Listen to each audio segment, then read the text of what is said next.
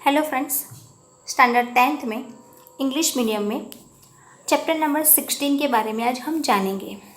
Chapter का title है चोरी, जिनके राइटर है यशपाल जी, जो आप फोटोग्राफ में देख सकते हैं।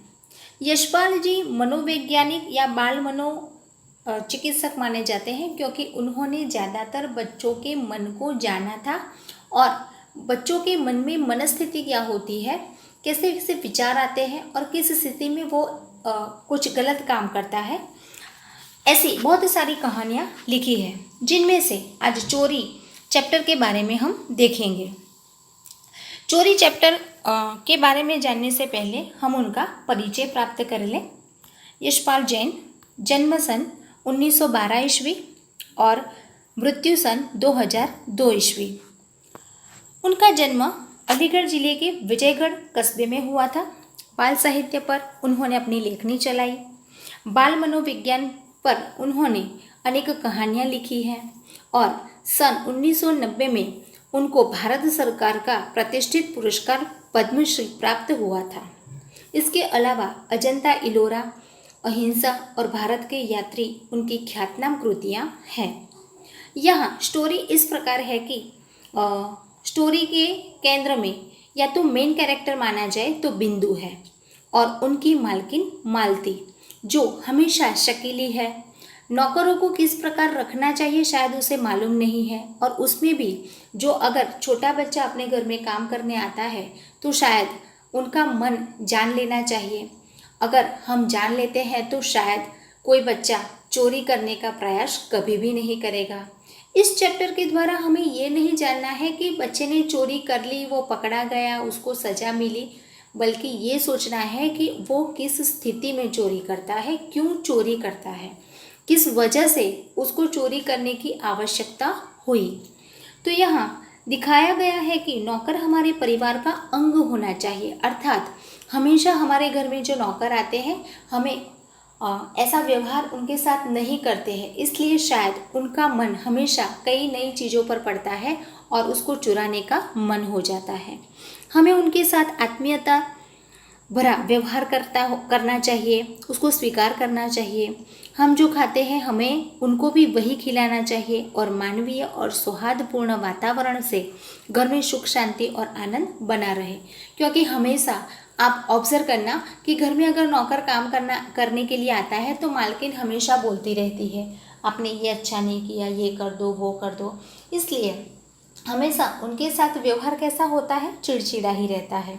मानवीय जो व्यवहार होता है उसके साथ हम भूल जाते हैं, क्योंकि हम सोचते हैं कि शायद हम पैसा देकर उसके साथ काम कराते हैं तो कोई भी काम हम करा सकते हैं, तो उसी समय हमारे घर में से सुख शांति और आनंद का वातावरण चला जाता है, नहीं बन पाता। इस संदेश के साथ एक परिवार की कहानी यहाँ सुंदर ढंग से प्रस्तुत की है, जो कि हम हर एक घर में एक नौकर को देखते हैं और शायद कहीं ना कहीं ये बात आपको सुननी मिलती है। शायद हम अच्छी कहानियाँ और अच्छी स्टोरी या अच्छे पिक को लाइक करते हैं, व्हाट्सएप पर अपने फ्रेंड सर्कल को शेयर करते हैं, लेकिन ऐसे जब किस्से आते हैं तो हमें इंटरेस्ट नहीं रहता है उसको पढ़ने का।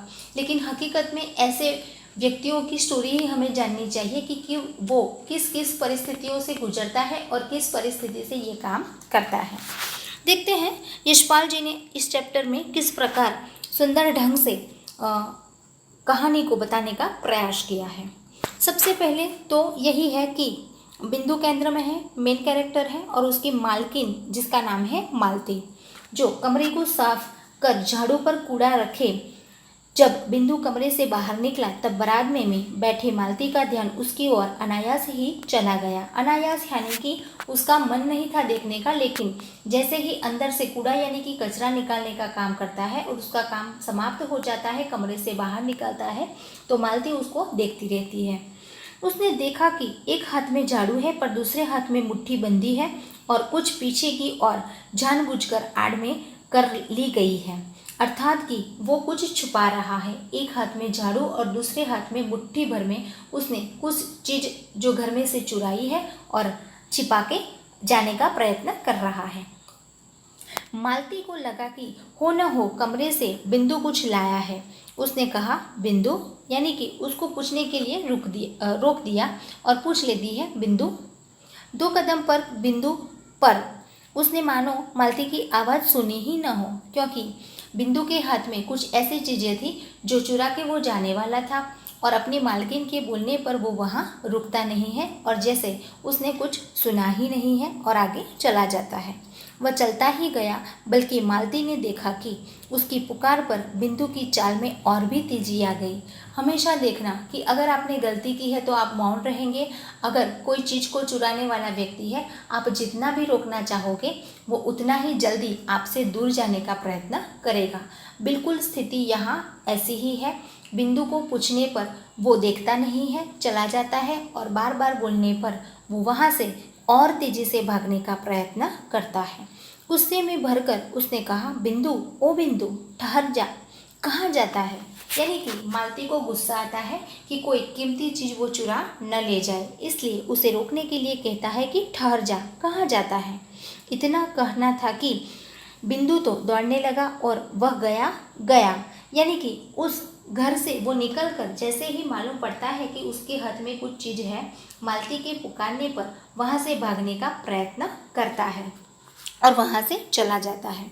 मालती के संदेह की पुष्टि के लिए वह सब काफ़ी था। पुष्टि मानी कि उसको पहले तो संदेह मानी कि शंका थी कि नौकर घर से कुछ चुरा के ले गया है, और जब हाथ में देखा और हाथ में देखने के बाद जब बिंदु को बोला कि तुम रुक जाओ, तो वहाँ वो रुकता नहीं है, इसलिए उसको ज़्यादा उस पर शक होता है।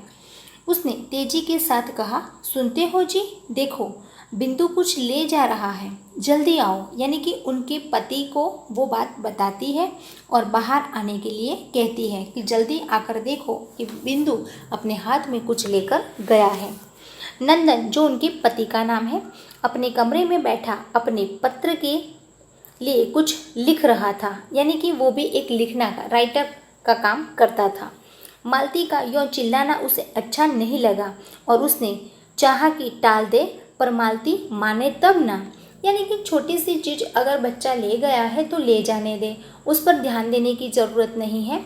और नंदन को बुलाने पर भी वो ध्यान नहीं देता है, तो वो यही सोचता है कि मालती इस बात को भूल जाए, टाल दे। लेकिन मालती का स्वभाव ऐसा था कि वो बात को छोड़ नहीं रही थी। एक सपाटे में वह कमरे में आ गई और बोली, झटपट उठो, देखो बिंदु मुट्ठी में दबाए कुछ ले गया है। यानी कि उनकी विंडो से शायद दिखता था, इसलिए वो बिंदु को दिखा रही थी कि उसके हाथ में कुछ है और वो जल्दी से यहाँ भागने का प्रयत्न कर रहा है। यूँ दोनों के बीच बातचीत होती है। नंदन ने कलम एक और रख दी और जैसे किसी ने जबरदस्ती पकड़कर उठा लिया हो, वह उठा। कमरे से बाहर आया तो देखने लगा क्या है कि बिंदु लौटकर आ रहा है। अर्थात नंदन की इच्छा नहीं थी कि वो पत्र लिखते लिखते खड़े हो जाए, लेकिन अपनी पत्नी के कहने पर उस जगह से वो जबरदस्ती किसी ने उठा लिया है, इस प्रकार उठता है और सामने देखते हैं तो बिंदु लौटकर आ रहा है। एक हाथ में झाड़ू है, दूसरा रीता है और नीचे लटका है। उसे देखते मालती उबड़ पड़ी, क्यों रे बिंदु बच्चे, मैं गला फाड़ रही तू और तू रुका तक नहीं, बोल हाथ में क्या ले गया था। उस समय उसको आने पर पूछ लेती है, लेकिन उसके एक हाथ में झाड़ू था और दूसरे हाथ में रीता मानी की कचरा था। इस प्रकार का वो ढंग करता, दिखावा करता है और बताता नहीं है। बाद में फिर बिंदु का चेहरा फक, बोला कुछ नहीं बीबी जी। यानी कि फक मानी कि वो अंदर से बता नहीं पाता है कि उसने क्या चीज़ ली है, लेकिन चीज़ चुराई थी वो उसके चेहरे पर से मालूम पड़ जाती थी। झूठा कहीं का, क्यों रे, तेरे हाथ में कुछ नहीं था तो मेरी पुकारने पर फिर तू क्यों रुका नहीं? मालती ने रोषपूर्ण स्वर में पूछा। यानी कि बच्चा छोटा था और रोष माने कि उसको गुस्सा भी आया था कि एक बार पुकारने पर बिंदु वहाँ रुकता नहीं है, इसलिए मालती गुस्सा कर कर उसको पूछती है कि मेरे पुकारने पर तू क्यों नहीं रुकता। बिंदु से बोला, नहीं जा रहा था, कहे तो क्या कहे। तब नंदन आगे बढ़ा, बोला घबराओ नहीं, सच बताओ कि क्या ले गए थे। अर्थात सच को निकलवाने के लिए और मालती को अच्छा लगे इसलिए नंदन ने उससे पूछ लिया कि तुम भाग क्यों गए थे और क्या चीज लेकर गए थे। घबराओ नहीं, सच बात है वो बता दो। सच बाबूजी, मेरे हाथ में झाड़ू थी और कूड़ा था, उसने साफ ऐसे आंसर यानी कि उत्तर दे दिया। फिर वही झूठ मालती ने चिढ़कर कहा, इसे पुलिस में दे दो। लातों के देव कहीं बातों से मानते हैं, यानी कि जो झूठ बोलते हैं उसको शायद पुलिस पकड़ के जाएगी, मारेगी, पीटेगी, तो जाके शायद वो सच बोलेगा। इस बेईमानी के ऊपर घर छोड़ रखा है तो इसीलिए कि चीज़ उठा उठा कर ले जाए और ऊपर से झूठ बोले। यानी कि मालती ये बताना चाहती है कि पूरा विश्वास करके सारा घर उस पर छोड़ दिया है और घर में से न जाने कितनी सारी चीज़ें वो उठाकर ले जाता होगा, इसलिए उसको ज़्यादा गुस्सा आता है और झूठ बोल रहा है उस पर भी वो चिढ़ रही है। नंदन ने मालती को शांत कर कहा, असली बात जानने का यह तरीका नहीं है। फिर बिंदु को उसने प्यार से समझाया और कहा, मैं तुमसे कुछ कहूँगा नहीं, ठीक ठीक बताओ कि क्या ले गए थे। किंतु बिंदु घबराया सा, खोया सा धरती की ओर देखता रहा और नंदन का बहुत आग्रह हुआ तो उसने इतना ही कहा कि मैंने कुछ नहीं लिया। अर्थात बच्चों को हमेशा प्रेम से पूछो, प्यार से पूछो तो शायद वो अपनी गलती को, अपनी भूल को स्वीकार करता है, एक्सेप्ट करता है। अगर रोज से पूछोगे, गुस्सा करोगे तो शायद वो नहीं बता पाएगा। इसलिए जो मालती का तरीका पूछने का था और नंदन का था अलग था। तो नंदन उसको प्रेम से प्यार से पूछता है कि उसने क्या चुराया था, लेकिन फिर भी वो बता नहीं पाता। नंदन फिर भी खिजा नहीं, बोला, अच्छा चल देखो तू कूड़ा कहाँ फेंक आया है। यानी कि नंदन ने गुस्सा नहीं किया और प्रेम से पूछा कि तू कहाँ कचरा फेंक के आया है, मुझे ले चल। बिंदु पहले तो कुछ ठिठका, अंदर से मुड़कर चुपचाप आगे हो लिए। नंदन ने, मालती ने वह जगह देखी पर कुछ नहीं दिखा। नंदन ने कहा, बिंदु यो हैरान करने से क्या होगा, बता क्यों नहीं देता कि क्या लाया था। अर्थात प्रेम से फिर भी वो पूछता है कि ऐसे ही पूछते रहे तो भी हैरान होगा, हम भी परेशान होंगे, तो इससे अच्छा है कि तू बता दे तूने वहाँ से या घर से कौन सी चीज़ लाकर यहाँ फेंक दी है या तो कोई और जगह पर तुमने रख दी है।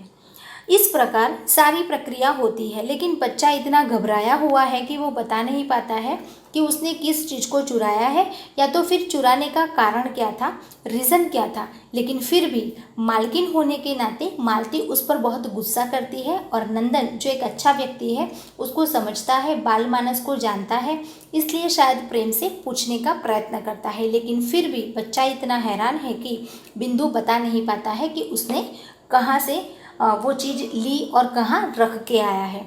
बाकी की स्टोरी हम अगले लेक्चर में देखेंगे। Thank you.